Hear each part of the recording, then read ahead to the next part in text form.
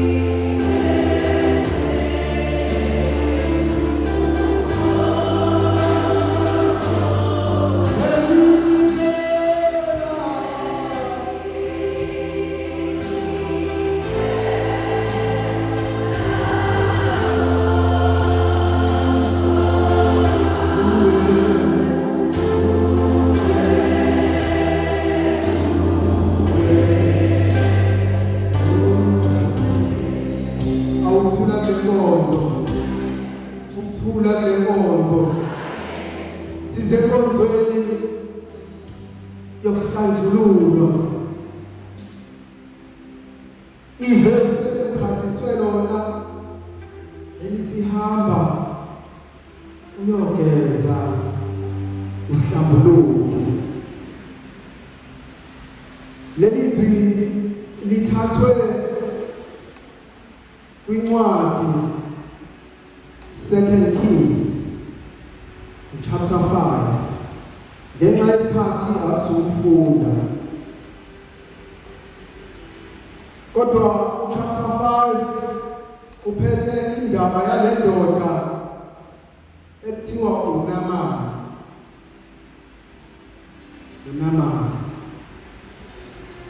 Now uma limchaza uNamani, yaqala nje ivesi lokuqala lamchaza lithi wayeyindoda noma umuntu omkhulu. uNamani wayeyikhomanda ye-army yenkosi yama-Aramu. And umaqala le chapter ichaza ithi wayeyindoda enkulu, indoda etusekayo, indoda eyiqhawe elinamandla. Amen. Ngiyababona uNamani ngaphakathi kwethu. Ngiyababona abantu abakhulu. Ngiyababona abantu abanamandla. Ngiyababona abantu abatusekayo. Ngiyababona abantu abangamakhawa. Ebese liyaqhubeka lithi kodwa wayenothoko. Isabathola abantu abanothoko. Awukade wathola amakhawa nje. Kade bathola abantu abanamandla, sabathola abanothoko. Now liyafike liyamchaza lithi wayemkhulu enamandla, lithi wayeyiqhawe, wayethume komanda impi kubonakala nesithe sasiphambi kwakhe. Uma esekhomandile sasehla. Kodwa lithi leli vesi maqhubeka lithi kodwa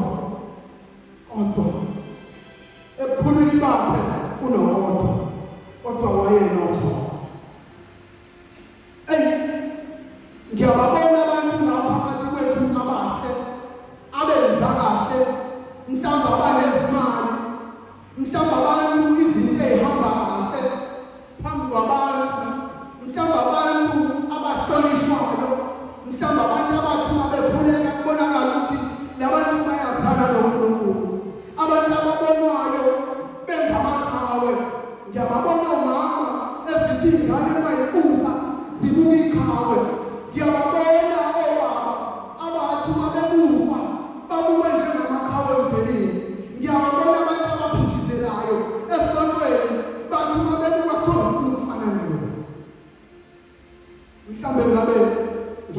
muntu mhlambe nawo lowo muntu kodwa nawe unoxhaka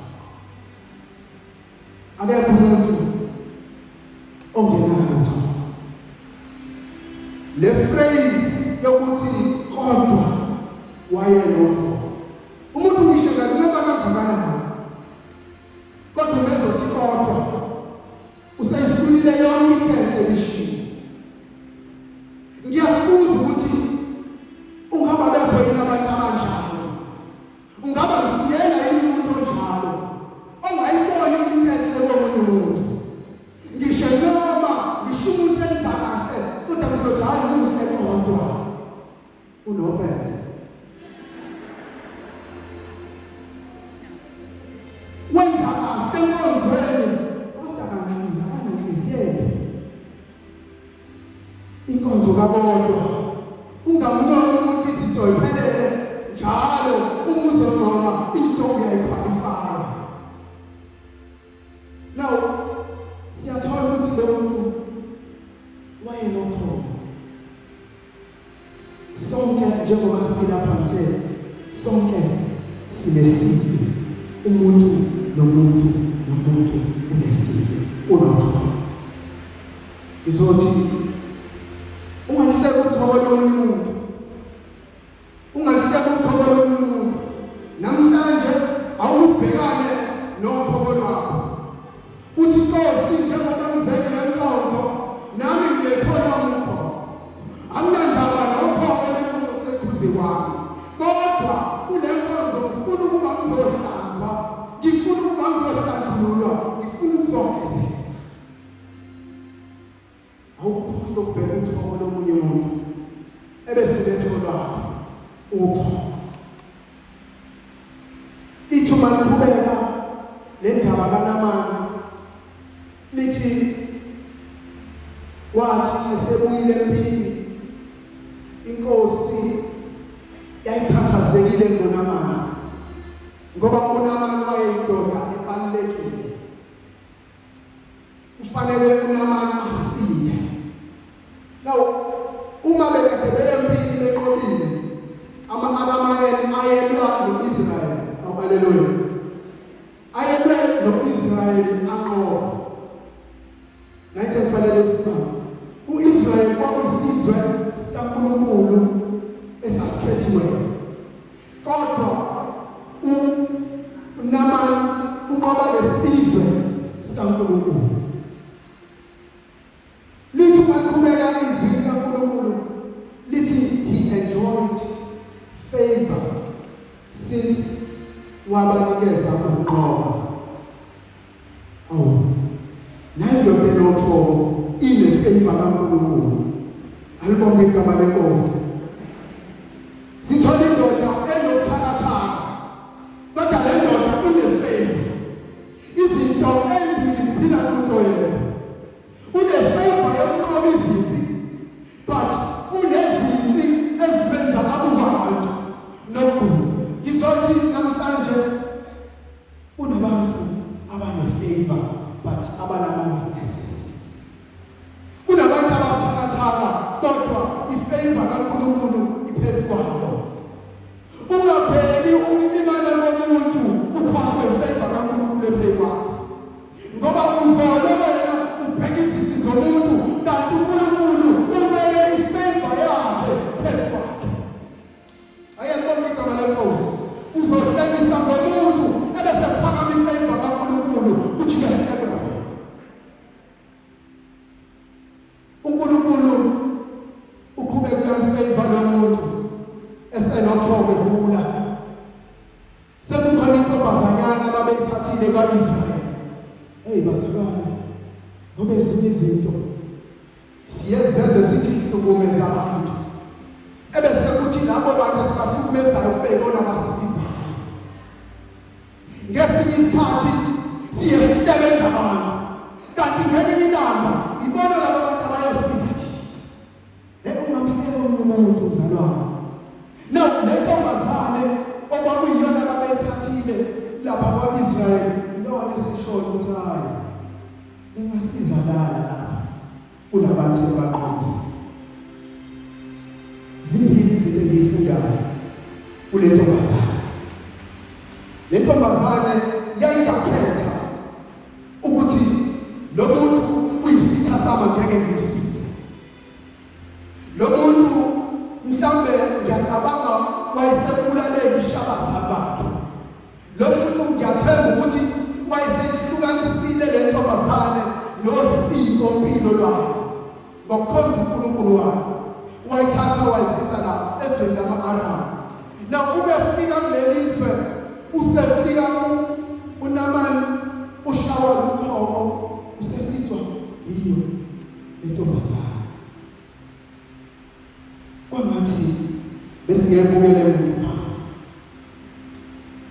Ngoba labantu esibabukela phansi ngelinye ilanga ibona esiyothola usizo kubo. Ekuyinkinga ukuphakama kakhulu uzukhohlwe nabantu. Ngoba ukuphakama lokho mhlawumbe kuyifavor uNkulunkulu ayibeke kuwena. Uzophakama uphakame ngefavor kaNkulunkulu ebese uNkulunkulu ngelinye ilanga akushaye ngothonga bese abantu bayakubona. Usethole ifavor futhi yokuthi kunomuntu kaIsrael ongakwazi ukumsiza kule nkinga. Now indaba iza kanje usesukutshele inkosi igijima itshela inkosi ukuthi hayi bathi kunomuntu lapha kaIsrael. Now inkosi sithi othi ngibhale incwadi ngibhalele lapha ebese ngithumela noNamani ukuze ayosindiswa. Uma ehamba uNamani uyahamba bahamba nencwadi. Le ncwadi ifika ayiyi umuntu ozoyisiza but iya kwenye inkosi. Haleluya. Now inkosi le yakwa-Israyeli ithi iyamukela incwadi ebese idabula ingubo zayo. Ithi kodwa ngenzeni, ngingubani ukusindisa umuntu na? Yona isibona ingafanele, kodwa into eyenzakalayo uNkulunkulu ihlezi inesizathu. Now le nkosi eyayithumela incwadi ithumela kwenye inkosi. Angithi siyahambisana. But ihealing ayizuqhamuka ngale nkosi ethunyelwe kuyona incwadi. Ihealing izoqhamuka ngomunye umuntu. Okusho ukuthi lowo muntu loyo uyena ophethe imission kaNkulunkulu. Now kunabantu abazothola incwadi zivela kuNkulunkulu ebese befuna ukuzirejecta ngenxa yokuthi abafanele. Kanti ukube bebebukela abanye abantu bebengafuna ukuzenzela yonke into bezehlise bafuna abanye abantu abakwazi ukwenza kangcono kunabo mhlawumbe bebeyakusindiswa. Inkosi ayicabanga ukuthi khona umuntu ongcono umuntu umsebenzi ongcono. Isibona yona ibone ngazuthi lento ilethwe kuyona. Ayibheki nakubantu esiteli nabo ukuthi ubani ofanele ukwenza lo msebenzi. Usebenzisana kanjani nabantu ofina? Ekhaya uyakwazi ukubonisana nabantu ofina nabo. La esontweni uyakwazi yini ukuthi ubonisane nabantu before mhlawumbe kube khona into eyenzakalayo? Before uthatha ama-decisions bakhona yini abantu oxoxa nabo? Bakhona yini abantu okwazi ukuthi nibonisane nabo? Noma wena sesubona right ngaso sonke isikhathi uboqaphela nami angoqaphela uma ngaso sonke isikhathi sekufuna ukuzenzela izinto sengibona wonke umuntu engelutho uzophakama kanti uphakamiswe ifavor kaNkulunkulu kanti awuyiphakamisanga. Ukhohlwa abanye abantu kanti awuyiphakamelanga wena uphakanyiswe ifavor kaNkulunkulu. Ifavor kaNkulunkulu iyakwazi ukuthatha kadula iqhawe ebesikiyisa kulabantu okuyibona obahlulile ayabonga igama lenkosi labantu okaditshela ngabo uthi baqobile ebesifake kaNkulunkulu iyathatha ikusele back ibona ngelinye ilanga uzokholodela abantu ngelinye ilanga uzothi abantu banezinto ubabize ngezinto kanti uNkulunkulu ngelinye ilanga ihealing yakho uyibeke kubona lesizwe okuyisona unamanga isiqobile kwakufanele akuyele bheke for healing ngizothi uma kukuthi bekunomuntu mhlawumbe okuxabelele akubuyelekile uthi uma ufika kuyena ufika uthi ngiyaxolisa asiqhubekele phambili ngoba ngelinye ilanga uxabelele nalo muntu ngelinye ilanga uyomdinga sekhona angeke umdinge kusamnandi isimo sobe sesiphokho ukuthi uyekele bengizothi izinto zilungise kusamanje mhlambuluko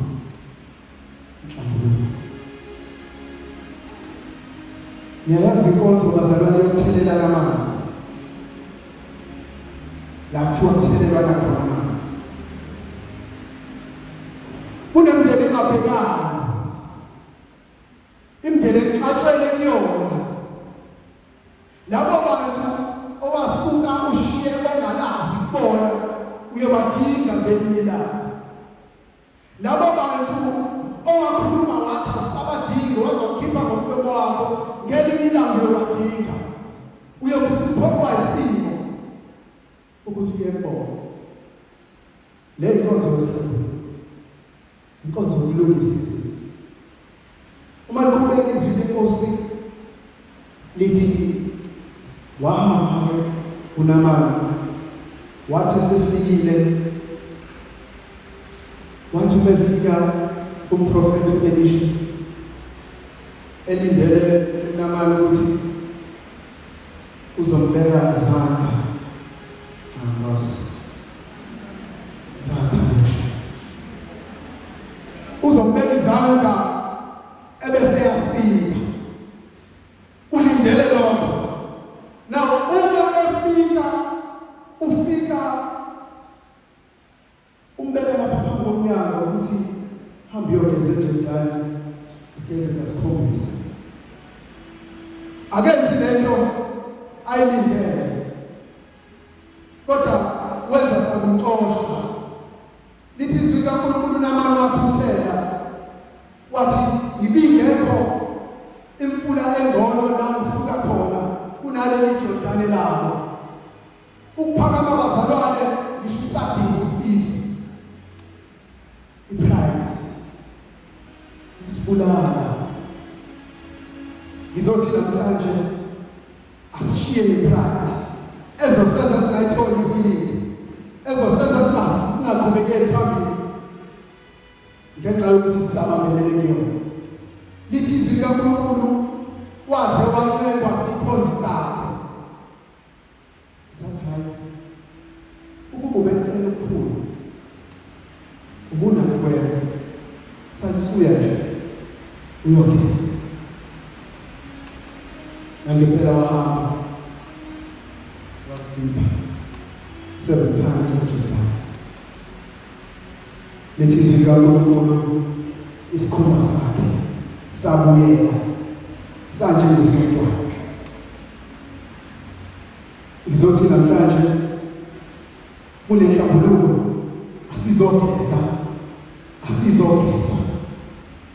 asizohlambuluka kulezi zinto esibophile enhlizweni zethu asizohlambuluka kulamagama eziqalekiso esawakhipha asizohlambuluka kulezinto esisazibambele abanye asizohlambuluka kulezinto esithi ngoze ngife ngingamxolelanga asizohlambuluka kulezi zinto esenza sithi emndenini ngeke ngize ngibaxolele la ngisebenza khona angeke ngize ngibaxolele indlela angilimaza ngayo angiphula ngayo asoze ngamxolela namhlanje asizohlambuluka, asizohlambuluka. Ukugezwa nokuhlambuluka kuza ne-deliverance. Mhlawumbe kunezinto empilweni yami engidinga le nkonzo ukuze iqhaqhake. Mhlawumbe bekumele ngizohlambulula lezi zinhlamba engathukwa ngazo. Ngizohlambulula lezi zinhlamba engathuka ngazo abanye abantu. Ngizohlambulula umndeni wami ekuthiwa kunezinto owazenza. Ngizohlambulula umndeni wami ekuthiwa uphehla amanzi amnyama. Ngizohlambulula ney'bopho ekuthiwa zayiboshiwe. Ngithi konke ngizokwesula, ngizohlambuluka. Ngizohlambuluka spiritually. Ngoba bazalwane, ezinye izinto siyibona ngamehlo enyama kodwa sazenza even spiritual. Mhlawumbe kunama-covenant esawenza singaqondile, but spiritually ayenzeka, ayafezeka. Ayabonga igama lenkosi. Mhlawumbe kunabantu engazibophezela kubona, kanti spiritually sengiyibopha. Ngilokho ngithi ngiyazama, ngiyaqhubeka, ngiya phambili, akwenzeki ingoba ngazibopha spiritually nalo muntu. Mhlawumbe bekufanele ngizohlambuluka. Maybe i-deliverance yami ilele lapho. Sizoqala-ke inkonzo yokuhlambuluka. Engathi besinahlambuluka kuze kuhlambuluke ngisho ama-altar ekwenziwa kuwona izinto. Sithi siyawahlambulula. Sithi sihlambulula nala ekwakuboshwe khona. Sithi sizohlambulula, sizogeza, sizosula yonke leyo nto, sizophuphisa yonke leyo nto, sizoqala kabusha. Uma size enkonzweni yokuhlambuluka, ngicela sivule inhliziyo zethu. Ungabe ukuhlambuluka ngokwenyama kodwa inhliziyo isabopha. Ngoba ukukhulula inhliziyo yakho usikhululayo. Ngokukhululeka kwakho uyakhululeka ngisho umndeni wakho. Ngizothi mhlawumbe kunabantu kuma-relationships esisabambelele kubona, siyazama ukuya phambili, akuyeki. Njalo uma sizwa kuthiwa inkinga yami lapha, ake sihlambuluke. Mhlawumbe kunezinto ezakhulunywa phezu kwempilo yami ngisayingane engingazazi. Kunezinto mhlawumbe engaboshwa kuzona. Ngizothi namhlanje asisho sithi sesihlambuluka. Angifuni bazalwane ukuthi ngoba sabantu abangamaZulu noma abantu besintu ukuthi mhlambe ngisho ekhaya imsamo ayihlambulukile. Angifuni ukusho njalo, angazi lutho mina, angazi lutho, kodwa ngizothi asike sikhulekele nalaba sebedlule ukuthi la bengenzanga kahle khona makuthi ngale nkonzo yenhlambuluko nabo bese beyahlanjululwa. Angibonge igama lenkosi.